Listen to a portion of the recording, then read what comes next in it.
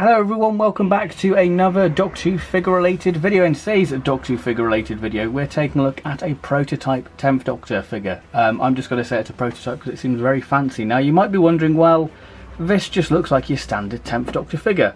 You'd be wrong. It has updated articulation, it has ball jointed arms and bicep swivel, so this is incredible. This figure has a very interesting history. It's sort of taken the internet by storm ever since it's been out there, and I'm going to tell you the history of this figure, trying to piece the jigsaw together, because this is a very interesting figure, and the 10th Doctor is one of those figures what has been in dire need of updated articulation, because, you know, the 10th Doctor was at the beginning of the character options line. He was one of the first figures released, so to have a 10th Doctor figure with updated articulation, my inner 8-year-old can be very happy now. So we're going to do a comparison to the Shakespeare Code 10th Doctor, because this figure has exactly the same paint apps near enough, and we have the Tuxedo 10th Doctor, again that has the ball jointed arms, and I want to show the difference with the arms within this figure, and of course I will tell you the history of this. So kicking off this video about the 10th Doctor figure, I'm going to kickstart with the history, because the history is quite interesting, because there's so much bits of information about this, and it's just trying to piece it all together to make one story about this figure. So this figure, I'm gonna guess, was made around about 2015, 2016, 2017, around that area. I guess 2015 at the earliest, because it looks very similar to the 13 Doctor's 10th Doctor, and I guess that set would have been in production around about 2015. So I believe that there have been rumours of an updated 10th Doctor figure ever since sort of the Toys R Us Dalek sets. I believe that they were going to do updated articulation for that, but that fell through.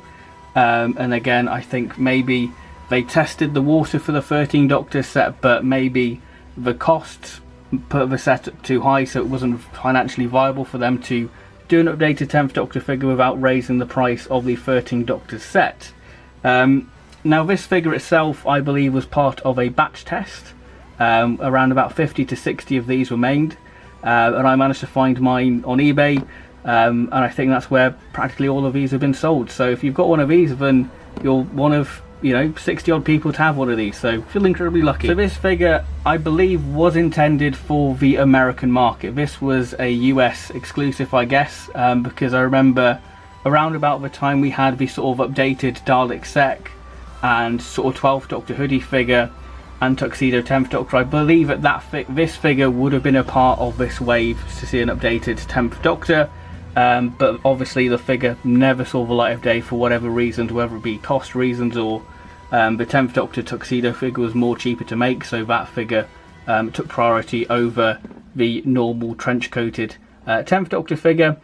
So that's sort of the history of this figure. This figure was originally intended for the US market. Again, that would fit in with the 13 Doctor set, because that was an American exclusive until Toys R Us managed to get, I think, around about 100 of the 13 Doctor set to sell online and in stores. So it would make sense that this figure, has that background of being a sort of American exclusive. So whether it would have been part of a sort of the collector figure line or would have been part of the 13 Doctor set, we're not quite sure. That's still a piece of the jigsaw missing, but it still makes sense, because either way it would have been intended for the U. Moving on to the comparison of the 10th Doctor figure. So this is where it gets a little bit interesting, because it has, very much the same paint apps as the 13 Doctor set 10th Doctor figure.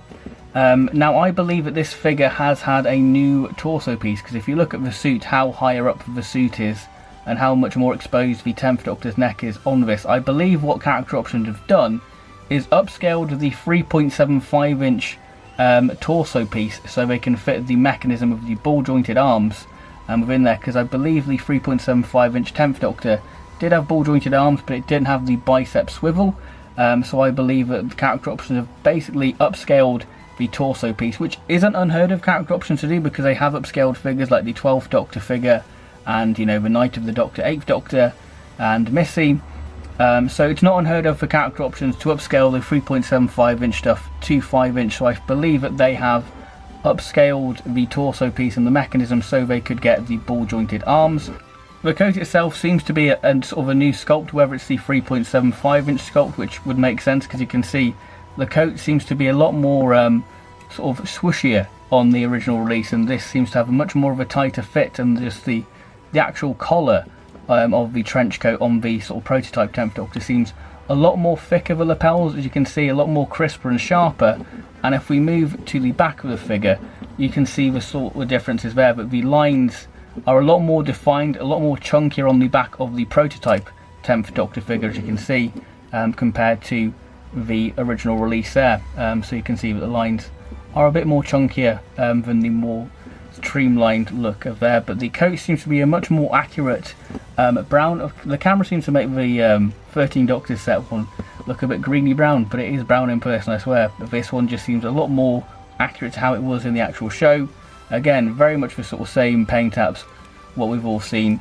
The hands are not articulated within this figure, which is a bit of a shame, but as you can see, the updated detail there.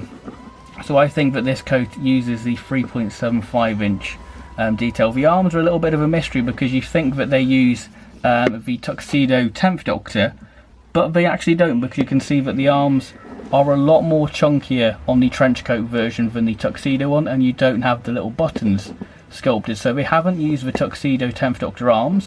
What's interesting about this figure is that it's using the traditional 10th Doctor head sculpt instead of the spiky hair 10th Doctor head sculpt, which I personally prefer the original. I think that looks more like David Tennant than this. But going back to the arms, if we take a look at the arms of the Tuxedo 10th Doctor, you can see that we've got a seam line going all the way up to the bicep joint, whereas on the sort of prototype 10th Doctor, the seam of the coat goes all the way up to the top of the arm. So this makes me think that this is a completely new sculpted arm, and of course the wrists do swivel on the Tuxedo 10th Doctor.